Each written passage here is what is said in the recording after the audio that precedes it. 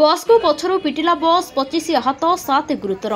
खोर्धा जिला टांगी थाना कुहुड़ी फांडी अधीन 16 नंबर जातीय राजपथ कोचिला छकठारे गतकाली अपराह्न एक यात्रीवाही बस को अन्य एक यात्रीवाही बस पछपटरू धक्का देथिला। फଳରେ उभय बसर 25 जन यात्री गुरुतर आहत होइछन्ति। घटनार जଣାपड़ी आस्कारु भुवनेश्वर अभिमुखे आसुथिबा एक यात्रीवाही बस कोचिला छकठारे छिड़ा होई यात्री उठाइथिबा बेले पछरु आसुथिबा अन्य एक यात्रीवाही बस उक्त बस को धक्का देथिला। दुर्घटना रे छिड़ा होइथिबा बस धक्का खाई किछि बाट गड़ी जाई निकटरे थिबा एक बाइक और स्कूटी उपरे चढ़ी जाइथिला। फଳରେ दुईटी गाड़ी संपूर्ण चुनबार होई जाइछि। बाइक निकटरे छिड़ा होइथिबा कोचिला ग्रामर प्रशांत महाकुड़ और जरीपुर ग्रामर विकास मल्लिक दुर्घटना रे अल्पके बर्ती जाइथिबा जणा पड़िछि।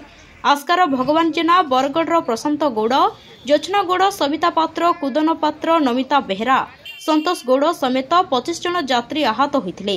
खबर पाई टांगी अग्निशम कर्मचारी घटनास्थल में पहुंची आहत मानक उद्धार कर स्थानीय टांगी डाक्तरखाना रे भर्ती कर देथिला। परे 7 गुरुतरंकु को अधिक चिकित्सा पाई भुवनेश्वर स्थानांतरित कर जायछि।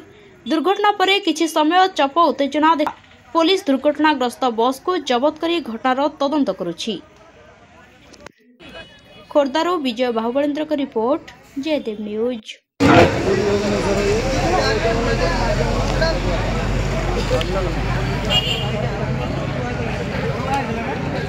दीटा बाइक चिपी देछि।